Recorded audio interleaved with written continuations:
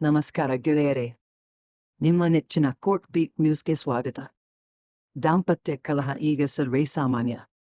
ಆದರೆ ಹೆಚ್ಚಿನ ಕಲಹಗಳು ವಿಚ್ಛೇದನದಲ್ಲಿ ಮುಕ್ತಾಯಗೊಳ್ಳುತ್ತದೆ. ಈ ದಾಂಪತ್ಯ ಕಲಹಗಳಲ್ಲಿ ಮೊಬೈಲ್ ರೆಕಾರ್ಡ್ ಪ್ರಮುಖ ಪಾತ್ರ ವಹಿಸುತ್ತವೆ.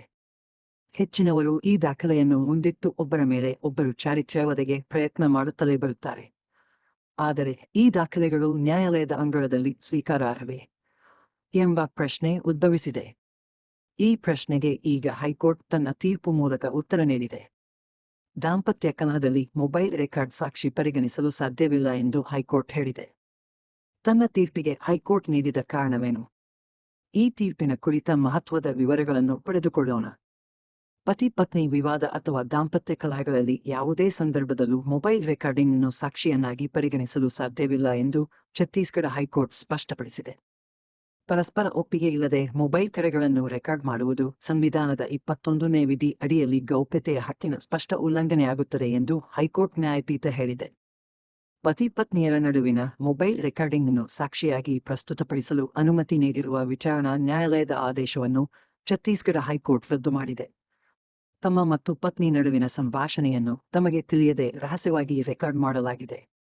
ಈ ಕ್ರಮವು ಸಂವಿಧಾನಿಕ ಹಕ್ಕುಗಳ ನೇರ ಉಲ್ಲಂಘನೆಯಾಗಿದೆ ಎಂದು ಅರ್ಜಿದಾರರು ತಮ್ಮ ಅರ್ಜಿಯಲ್ಲಿ ತಿಳಿಸಿದ್ದರು. ಪ್ರಕರಣದ ವಿವರ ಹೀಗಿದೆ. ಛತ್ತೀಸ್ಗಢದ ಮಹಾಸಮುಂದ್ ಜಿಲ್ಲೆಯಲ್ಲಿನ ಪ್ರಕರಣದಲ್ಲಿ ಪತ್ನಿಯು ಪತಿಯಿಂದ ಜೀವನಾಂಶವನ್ನು ಪಡೆಯಲು ಕೌಟುಂಬಿಕ ನ್ಯಾಯಾಲಯದಲ್ಲಿ ಅರ್ಜಿ ಸಲ್ಲಿಸಿದ್ದರು.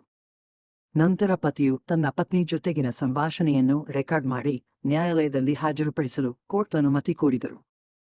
ಪತಿ ತನ್ನ ಪತ್ನಿಯ ಸ್ವಭಾವದ ಬಗ್ಗೆ ಆರೋಪ ಮಾಡಿದ್ದರು.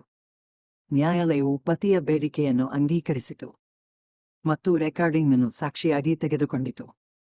ಕೌಟುಂಬಿಕ ನ್ಯಾಯಾಲಯದಲ್ಲಿ ಈ ತೀರ್ಪಿನ ವಿರುದ್ಧ ಪತ್ನಿ ಹೈಕೋರ್ಟ್ನಲ್ಲಿ ಅರ್ಜಿ ಸಲ್ಲಿಸಿದ್ದರು. ಅಂತಿಮವಾಗಿ ಹೈಕೋರ್ಟ್ ನೀಡಿದ ತೀರ್ಪು ಇದು.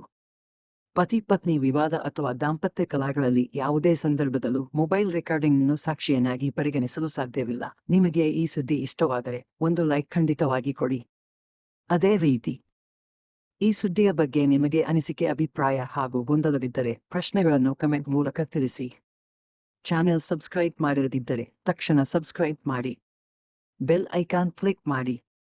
ನಮ್ಮ ಎಲ್ಲ ಸುದ್ದಿಗಳನ್ನು ನೋಡಿ ಕಾನೂನಿನ ಜ್ಞಾನ ಪಡೆದುಕೊಳ್ಳಿ. ನಿಮಗೆ ಈ ಸುದ್ದಿ ಉಪಯುಕ್ತವೆನಿಸಿದರೆ ಇನ್ನೊಬ್ಬರಿಗೂ ಶೇರ್ ಮಾಡಿ ತಿಳಿಸಿ. ಧನ್ಯವಾದಗಳು. ನಮಸ್ಕಾರ.